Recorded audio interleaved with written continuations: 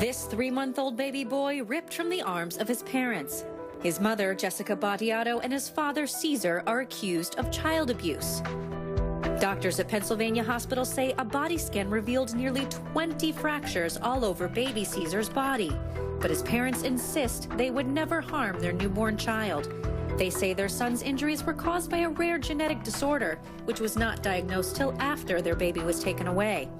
Now, more than 1 year later, they are still fighting to get baby Caesar back. Baby Caesar has been in the care of the state for nearly 13 months. At 15 months of age, he can be put up for adoption. His parents could potentially lose custody forever. Baby Caesar's mom, Jessica, and his father, Caesar, will join me in just a minute. I'm back with Kurt and Yodit. Now, Yodit, you've read the research on this story. What is your reaction? You know what? At the end of the day, there's no higher sanction in family law than the taking of a child from the home. And that should always be the last resort. Now, of course, professionals who work with kids, such as doctors and nurses, are required by law to report any suspected neglect or abuse of a child. So what they did here was appropriate. You know, you have a kid who has over 20, bone fractures, then, and you suspect that it's due to physical abuse, and then you have to report it to the state, and the state has a responsibility as well to follow up with that investigation. However, I think that it's very extreme in this case when you have second and third opinions that are saying that this kid wasn't actually abused, but it has something to do with vitamin D deficiency, for example. And so I think that the taking of this child for more than a year from these two parents is extremely unnecessary. Yodit, let me put a finer point on this. I see cases all the time where kids are put back into homes where there's been overt physical abuse, where there's been chaos, where there's been drug use. There's been highly chaotic, traumatic situations. Now, there may not be broken bones, but the trauma to the child is equally as problematic. We're talking about what happens to this thing. This thing is very plastic in young children, and I understand the mandate to protect it. But, Kurt, come on now. There's great evidence that this child had at least a couple of genetic disorders that can lead to, it's not the brittle bone condition he had, but it leads to brittle bones nonetheless. What's your reaction? Well, Dr. Drew, there's an allegation that he's had the child has these conditions. I haven't seen any evidence of it. Now, you have a bunch of doctors who've already said, hey, look, this is consistent with abuse, and not just a little abuse, Dr. Drew. This is 18 broken bones. Now, I understand how great a sanction it is to take a child from a family.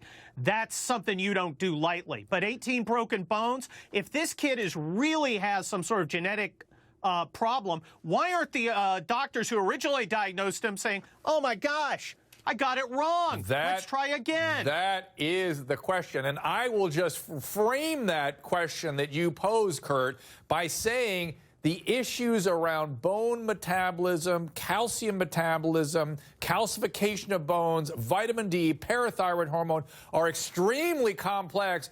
I deal with it very frequently in elderly patients. They aren't dealing with it very often in babies, and I'm suspecting they may have had little or no experience with this. I'm joined now by baby Caesar's parents, Jessica and Caesar. Now, you guys, thank you for joining us. You must feel like you're running out of time. Definitely. Yes. I feel like the clock is against us. And do you feel me when I say I'm concerned that these pediatricians may not have had experience with bone metabolism, which is something that we deal with the very elderly patients? Endocrinologists, adult endocrinologists deal with these issues, not pediatricians. I am, and actually I think it's the pandemic. There's many groups that have reached out to us and that we actually reached out to get help on this and to seek medical advice that could examine him and give us the diagnosis of what happened, what's going on with him, and what his future. Jessica, what do you think the explanation is? Oh, we've lost the connection. Damn, because these two, I feel so bad for these two people. But Kurt, I am, well, listen, who more than me is going to talk about defending kids from child abuse? I'm so passionate about that. Yep. But it's just like you guys in the legal system, where you're so damn. Well, I shouldn't say it that way. I shouldn't say. Let me just say. Dr. Drew, hang on. What I want to say is you are so passionate about making sure that no innocent person be accused of a crime they did not commit. Right. Well, this is the same thing. This is the same damn thing. No, and you're absolutely right here about that. This is a high standard they have to meet. Now, we have the family has hired experts who say what the family once said. Look, I'm an attorney. Among attorneys, everybody knows you can go out and hire an expert to say whatever you once said. The state has doctors who were not retained, who were actual treating doctors who have no dog in this fight. Come on, Kurt. Well, and let's No, but come on, Kurt. there's something else we can do, Yodit, and you know it. We can go and the judge can hire an independent expert, and there are great experts. Come down to UCLA, get one of their bone specialists out here. No, I agree. Why don't they do that? Well, Kurt, I got your opinion. What's up, Yodit? Why don't they? Why don't they hire an independent doctor? Well, why don't they get an expert to really? Well, hold on. Yeah. Go ahead. Right, sure, but Kurt also knows that these doctors who are witnesses for the state also have a dog in the fight. They do too, Kurt, and you know that. Not to mention this doctor had previously stated that a man had abused his daughter, and that man was in jail for, what, over 400 days? It was funny you should admit that. Let me interrupt you. Yodit, I'm going to talk to that man. I'm going to speak to him after the break. I want to hear him. Yeah, that's exactly what I want to hear about. But I got the parents back. Jessica, what is your explanation of what's happening here? Help us understand why you poor guys are in this position and you can't get at your baby.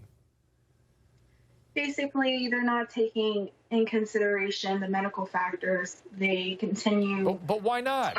Why not? What's in it for them not to? What's the motivation here? I don't understand. Isn't that their? Aren't they? Go ahead. Sorry. We don't understand why.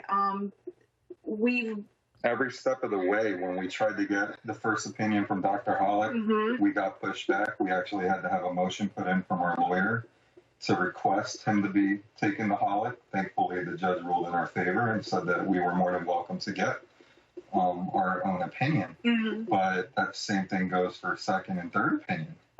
They're making it virtually impossible to go out and get a second opinion or a third opinion on what happened to Caesar.